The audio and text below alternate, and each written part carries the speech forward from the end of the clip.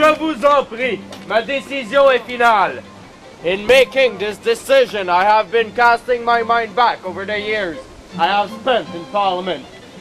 To think it was I who first proposed some form of federalism.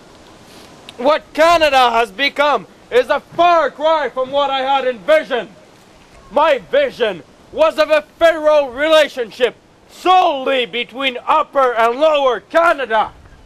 Local issues, laws and departments were to be handled by provincial government. Each legislature ruled by its sectional majority. What we have instead is a centralized government in a country consisting of the whole northern part of North American continent. I believe in a system of government where the people can express their opinions, and these opinions are the politicians' map. Oh, here. Monsieur Dorion, il reste encore tant de travail à faire. There's still so much work to be done, isn't there? Vous avez raison, Mr. Secretary. Voilà déjà 5 ans que nous sommes dans cette confédération forcée. Et il m'est toujours impossible de convaincre le gouvernement de tenir des élections responsables qui ne duraient qu'une seule journée, avec des boîtes de scrutin verrouillées. Voilà évidemment l'unique façon de faire pour que cet important processus démocratique soit juste et légal. Monsieur Dorion, you have to recognize that this is, after all, the British tradition to hold elections in this manner. What are you doing, miss? Yes, Sit down, please. yes. But different. You must remember that the last election lasted 45 days. 45 days of voting all across this nation of ours, while the state of Victoria in Australia has been holding responsible election in privacy since 1856.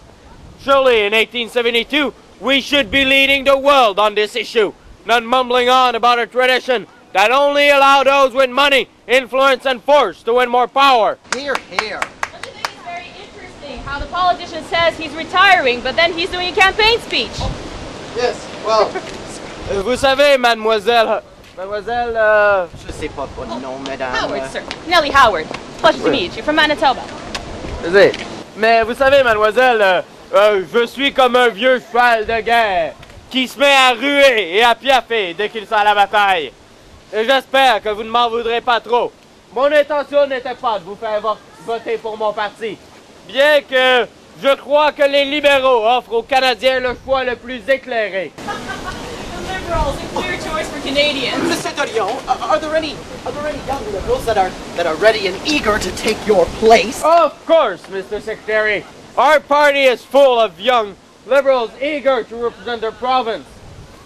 I'm thinking in particular of this promising young lawyer from Quebec, Wilfrid Laurier, who currently sits in the provincial house, but who could very well join the federal ranks now that we have a solid party. I'm sure you know Wilfrid Laurier voted against Confederation. What kind of a leader would that be for the Liberals? As did I, for he realized, as did I, how premature and fragile a confederation of all of the provinces would be. Hear, hear. But now that the Tories have thrown us onto the ship, we need good men to steer it clear of the storm, and Monsieur Laurier is one of them. I see we have a future politician among Yes, us. well, yes. But, anyways, young ladies like yourself shouldn't throw themselves into the brash arena of politics. You're being quite brash in voicing your opinions. Mr. We'll just have a seat here. Mr. Secretary, the voice of the people should never be stymied. Exactly. My voice should be heard. At home! Monsieur le Secrétaire! Mr. Secretary, je crois que vous ne comprenez pas l'importance de toutes les voix au Canada. Huh? What?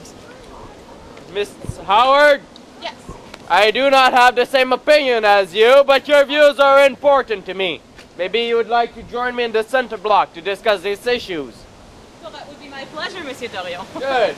Mr. Secretary, I will see you in the House of Commons.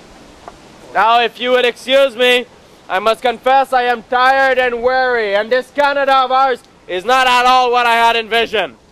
Although, I do feel some stirring of hope when I look at our young Canadians. Some are the children of people who have been on this continent for over a century. Some are newly arrived in Canada. They all have the desire to turn this country into something great. We do have a future as well as a past. And it is the next few 100 years which will prove whether we have the gumption to turn this country into something extraordinaire. And it is the Liberal Party that will do the job. Thank you. Wonderful. Sorry, Monsieur Dorion. Wonderful speech. Yes. That's very, very interesting ideas you present, Mr. Dorion. Thank you very much. Well, you know, If you would like to visit us at the East Block, The Conservatives are good to do promises, but it's the actions that are hard to come. you think? I do believe. They promised a railway to Yes, they did. They did. to Which will be each so side of beneficial the- for Yes. our economy and our Yes. growth as a province of Canada. and you are still waiting for it. That's true. I Yes. see that in that way. Well, But then what about the police force that they're promising us? it will come in time. Come in time, eh? In time in the conservative way or in time the liberal way? Conservative way? I've been asking for 5 years that we have responsible election. Last election, 22 men died. Yes, I know. Yes. My brother was badly injured. Yes. During oh yes, that's correct. We really need to do something about our election. Yes. Anyway, we should really head to the center block. I suppose it is.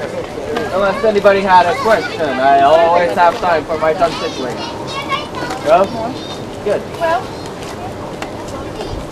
suppose we must go now. Yes.